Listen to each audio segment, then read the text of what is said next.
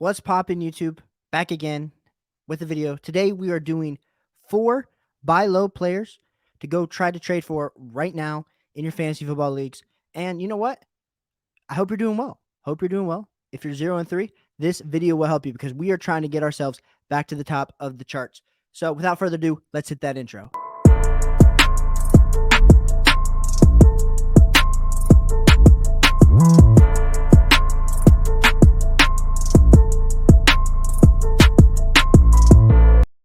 Now, my first buy low player is going to be Joe Mixon. Now, Joe Mixon, there's a lot to be said about the way that the Bengals are playing. You know, they just won their first game against the New York Jets this last week.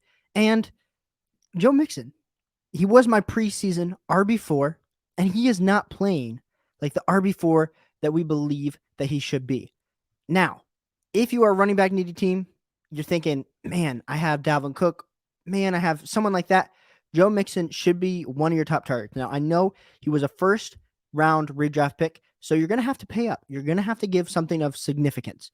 But I want us to just dive in here really quick to see exactly why I think Joe Mixon has the potential to be who we believed he was going to be in the preseason. Now, if we look at how he's done, so he's played 3 games so far. He's had 58 rushing attempts for 163 yards, 13 receptions for 103 yards.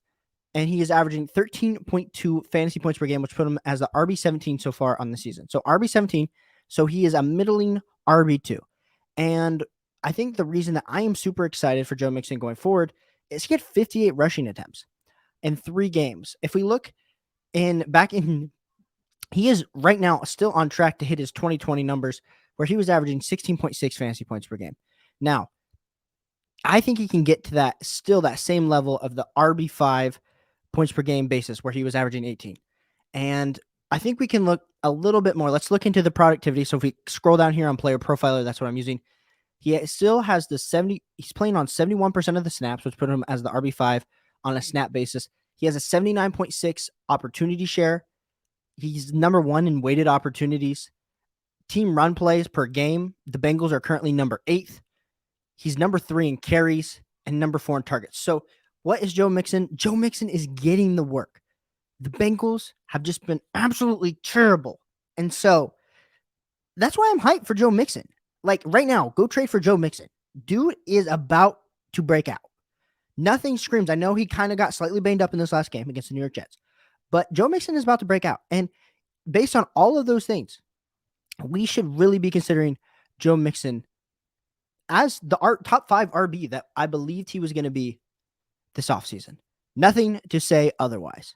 So that's why Joe Mixon is my number 1 trade target. If you can kind of go try to get him, maybe you trade one of those wide receivers that is absolutely breaking out. Now, like maybe you have Amon-Ra St. Brown and he's your wide receiver 3.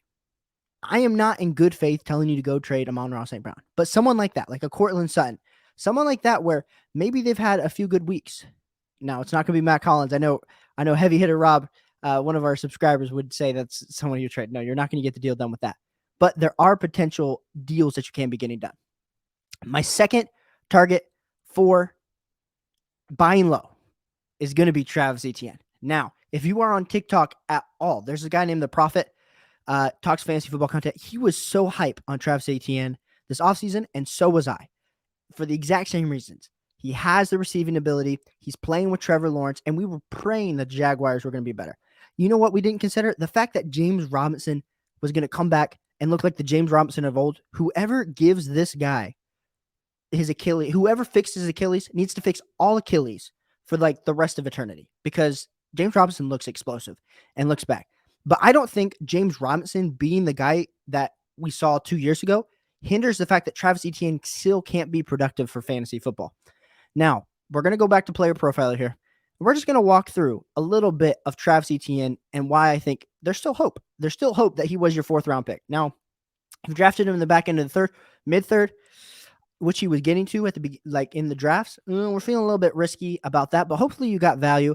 And let's quickly look at Player Profiler here. We will see that in 3 games played, he's had 26 rushing attempts, not great, for 112 yards, and only 8 receptions for 81 yards, which puts him at 9.1 fantasy points per game, RB38 on a points per game basis. Now let's look at why I think there's room for improvement. So right now, he's playing on 42.5% of snaps. So he's only out there, 40% of the time, which isn't great. He has a 37.9% opportunity share. Weighted opportunities 31. Now, the team is running the ball a lot. Like I just said, the Bengals were like number 8, or was it number 8 or number 4? Whatever it was. It was high. So are the Jaguars. They are at 30.3, but a lot of those carries are going to James Robinson. And he had, like I said, he's had 10 targets, which puts him RB24 on a targets basis. Not a lot to just go off that. If we look at the advanced receiving, like we said, he has a 9.4% target share. Like we had anticipated that was going to be higher. And the route participation, he's only running on 40% of the routes, all the snaps that they are passing the ball. Like it's not looking great for Travis Etienne. But there is room for improvement. So if you think to yourself, man, Travis Etienne's had the full workload and he's not producing, like you can see clearly just based on these stats, there is room for growth. Now, I am taking the optimistic approach where I'm looking at this half glass, half full, where I'm saying, you know what? He's not getting the full range of work. Imagine if he were to get 60% of the work, like what the difference could be. All of a sudden, he goes from averaging, 8 to 9 fantasy points per game all the way up to 13, 14 fantasy points a game. Now, I know some people will be like, well, he's not getting those. He's not getting that because James Robinson's better. And I hear you on that one. I hear all of you skeptics out there about Travis Etienne. But let's just consider the fact that it's only 3 weeks in. Only 3 weeks in.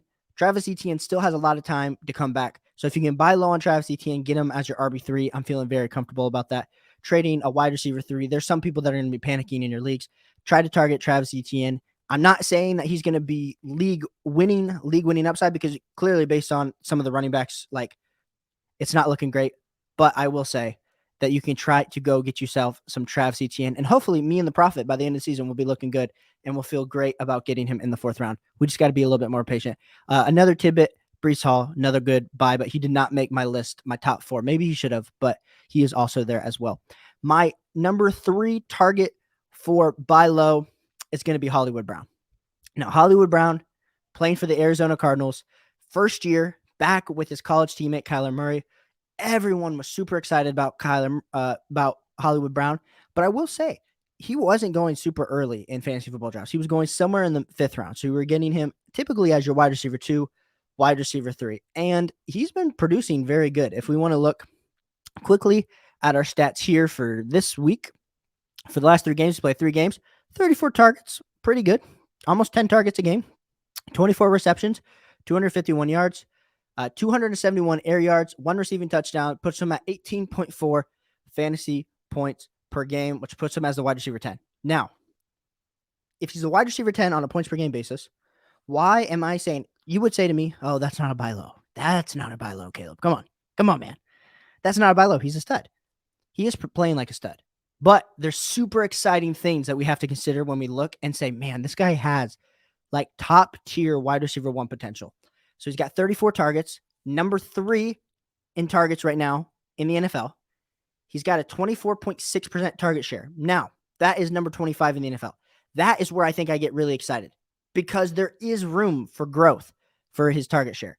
24.3% target rate. He is playing on 94% of snaps, and right now he's at 140 routes run, which puts him as number 2. Route participation, 96.6, puts him at number 20. Now, air yards, 271 air yards, puts him at number 18. And, like, if you just keep looking at this, like, his average ADOT is at 8.1, 8 yards. Like, ADOT could be going up. Deep targets could be going up. Like, red zone targets. Like, all these kind of things. And we start looking down the stats, and you see, oh, my goodness, there's so much room for growth. Now, granted, this last game, he played well. But let's be clear. It was the Kyler Murray. Like, it was the beta for Modern Warfare. Like, we all know what happens when the new beta comes out or 2 times double weekend. For all of us that do play Warzone, Call of Duty, like, Kyler Murray, they had to put in his contract because my man can't seem to help himself. He got to grab that controller and play. But I think we can see that there is room for Hollywood Brown to become an elite level top 5 wide receiver for fantasy. And so if you can right now, go try to buy him. Like, someone might not be realizing, like, they could see the stats and be like, he's good, but I'm trying to buy low right now. And depending, when you say buy low, like, I might be paying wide receiver 10, wide receiver 12 prices, but I'm probably getting a top 5 wide receiver. And that is exactly what you're trying to do because that is the difference between you having Jerry Jeudy or someone in your flex, and then having Hollywood Brown that's going to let you take that leap. So Hollywood Brown is my number 3 buy low.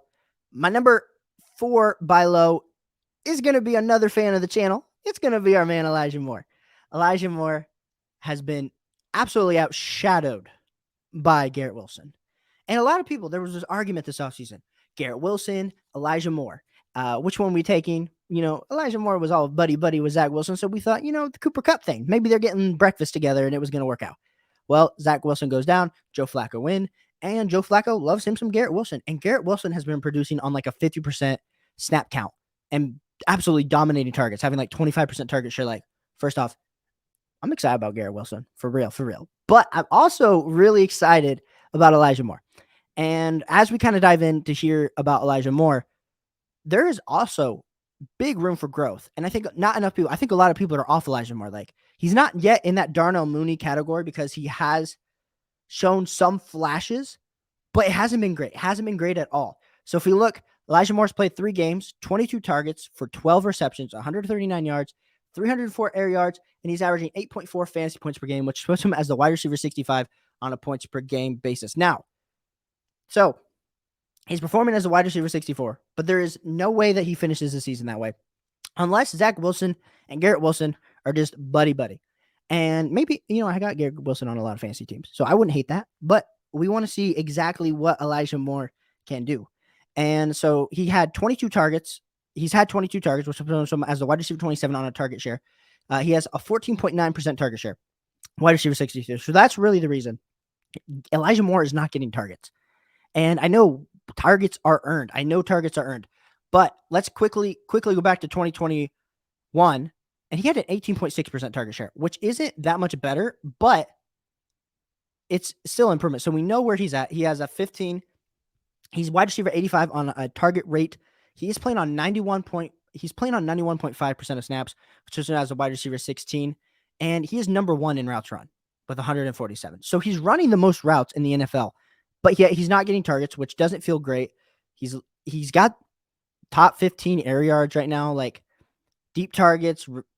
There's a lot that can be said. A lot of things that the productivity, the way he's running and the way that he's being used in this New York Jets offense, that is exciting.